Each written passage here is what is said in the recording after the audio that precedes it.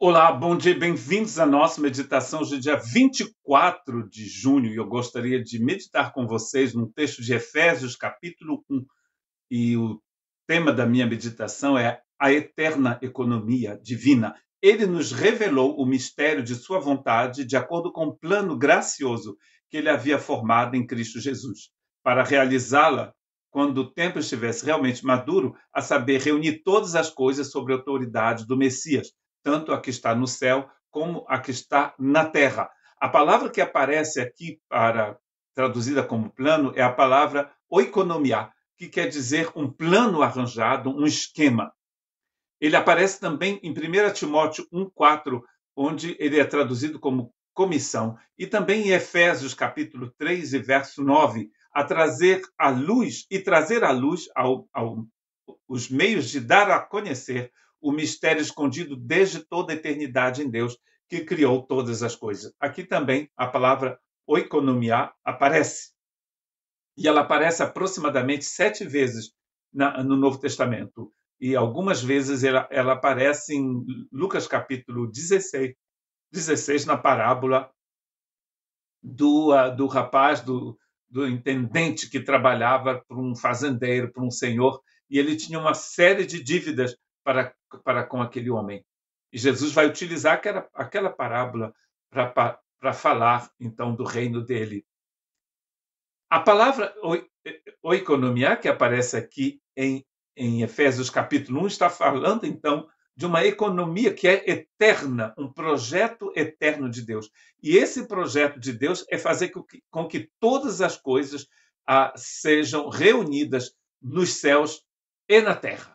A gente poderia até dizer na terra, porque a gente sabe que é na terra, mas também no céu. Ou seja, todo o universo, em todo o universo, Cristo tem a primazia. O Cristo é o primeiro e será sempre o primeiro. E esta economia divina é bem explicada em João 3,16, que vocês devem conhecer muito bem, né? É um dos textos mais conhecidos da Bíblia, porque Deus amou o mundo de tal maneira que deu o seu Filho unigênito, para que todo aquele que nele crer não pereça, mas que ele tenha a vida eterna. Deus, então, enviou o seu Filho para que nós pudéssemos não perecer, mas que pudéssemos ter a vida eterna. A vida eterna é a vida de Deus, é a vida que ele nos dá em Cristo Jesus. E Cristo Jesus, ele mesmo diz: eu sou o caminho, eu sou a verdade e eu sou a vida. Como nós entramos, então, na economia divina, é muito claro em João capítulo 1, verso 12: a todos os que o receberam, aos que creram em seu nome, deu-lhes o poder de se tornarem filhos de Deus. Crer e, na verdade, receber. E crer já tem essa ideia mesmo de receber alguma coisa, de alguém te oferece um presente e você aceita o presente, né? Quer dizer, então, aceitar. Não do sangue, nem da vontade da carne, esse filho que a gente vai se tornar, nem da vontade do homem, mas da vontade de Deus. Olha a economia divina aqui se manifestando. Deus deseja que as criaturas criadas à sua imagem e semelhança se tornem seus filhos, herdeiros dele, co-herdeiros com Cristo Jesus. Olha que coisa maravilhosa. Então, a única forma de entrar nessa economia foi através, você já deve ter feito, se você conhece o Senhor, através da conversão, ou seja, daquela meia volta que você deu, e você recebe, então, aquilo que Deus te propõe, aquilo que Deus já fez em Cristo Jesus.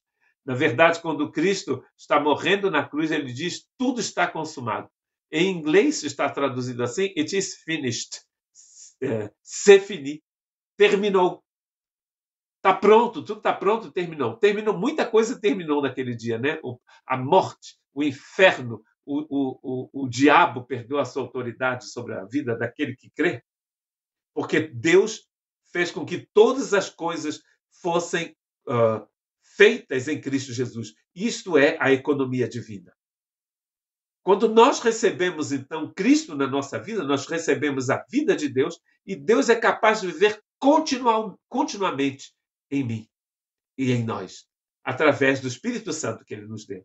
Ou seja, nós recebemos e ele vai então estar vivendo na gente.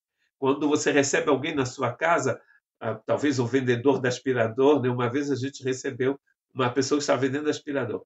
A gente tinha acabado de chegar aqui na França, a gente morava em Lille, no norte da França, perto da Bélgica, e esse homem ficou umas 2 horas lá em casa, mas ele não veio assim dizendo, eu vim vender isso para vocês. Ele veio dizendo que era um especialista para descobrir a quantidade de ácaros que nós tínhamos na casa, aquela coisa toda. Era tudo enrolo, na verdade. Né? Mas a gente não vai levar esse homem para visitar a casa toda. O vendedor, às vezes tem até vendedor de batata que vem aqui vender batata para você. Você não vai levar você em todo lugar. Quando Cristo entra na sua casa, ele quer ir em todos os lugares da sua casa, mesmo, inclusive, no pórão, se você tiver um pórão, um sótão, se você tiver coisas escondidas do Cristo, vai querer ir aí também. Então, é o que Deus está fazendo, ele está vivendo em nós através do Espírito Santo, entrando em todas as partes da nossa casa. Em Lucas 14, foi uma meditação que eu fiz, mas não fiz em português nem em inglês, só em francês, uma meditação baseada em Lucas 14, onde Jesus vai dar 3 condições para a multidão que está o seguindo, para que essa multidão se torne discípula.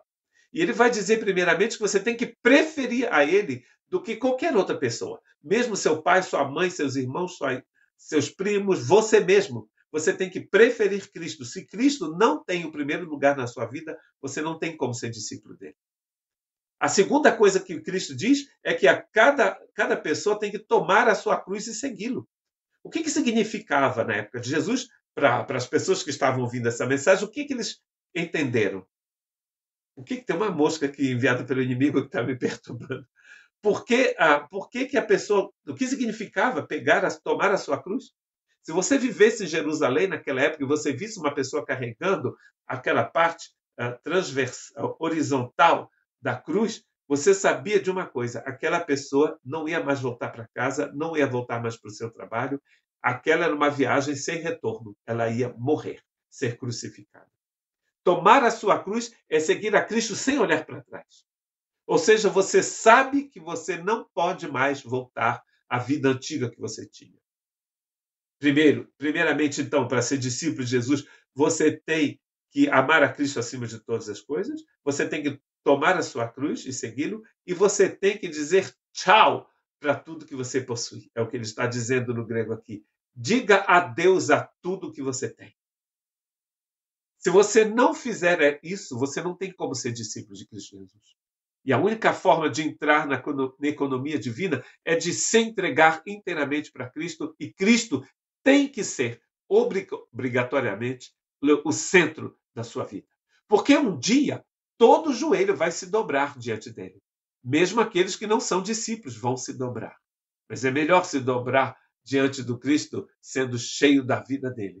Porque a única forma de viver na vida eterna com Cristo é de ter a vida eterna agora. É o que Jesus explica a Nicodemos em João capítulo 3. Deus é capaz de viver continuamente em nós através do Espírito Santo. Mas por isso, nós temos que nos entregar a Ele.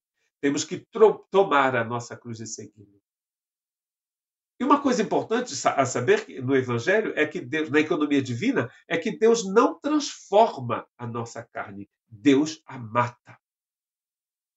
Paulo vai chamar essa vida nova de uma metamorfose, ou seja, uma transformação. É algo completamente diferente. Nós fomos transformados em filhos de Deus. Não é uma transformação da antiga vida numa vida nova, é uma vida nova, que também Jesus chama de vida do alto. E João, em 1 João, na primeira epístola, ele diz que é nascer de Deus. Nascer do alto, em João 3, é nascer de Deus em 1 João. Percebe a importância? Não é uma vida terrestre transformada, é uma vida extraterrestre. É uma vida que vem da eternidade. É a vida eterna. Então, quando você se entrega a Cristo inteiramente, você entra na economia divina, preparada de antemão antes da fundação do mundo, na verdade. E para terminar essa meditação, eu gostaria de ler com vocês, antes de ler Filipenses, o texto de Romanos 8, 9 diz que as pessoas estão longe, distanciadas da glória de Deus. Estar distanciado da glória de Deus quer dizer viver fora do projeto de Deus, viver fora da economia divina. Nós não vamos viver dentro, vamos viver completamente estrangeiros a esta economia. É por isso que Paulo, então, vai orar pelo povo de Filipe, dizendo o seguinte: é isso que peço em minhas orações, que o amor de vocês aumente cada vez mais em conhecimento e compreensão, para que vocês possam discernir o que é essencial. Assim vocês serão puros e irrepreensíveis para o dia de Cristo Jesus, cheios do fruto da justiça que vem por meio de Jesus Cristo para a glória e o louvor de Deus.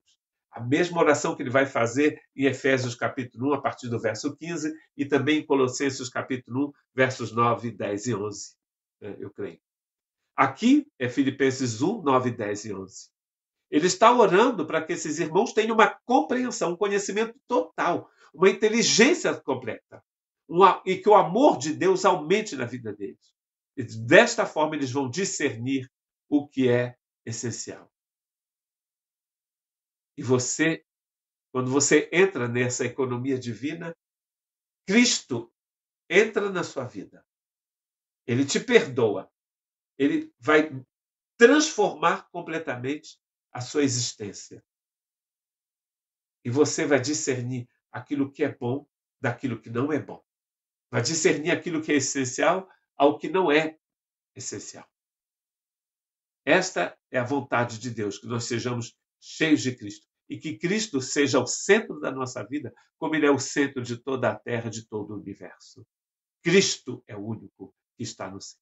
Que Deus te abençoe.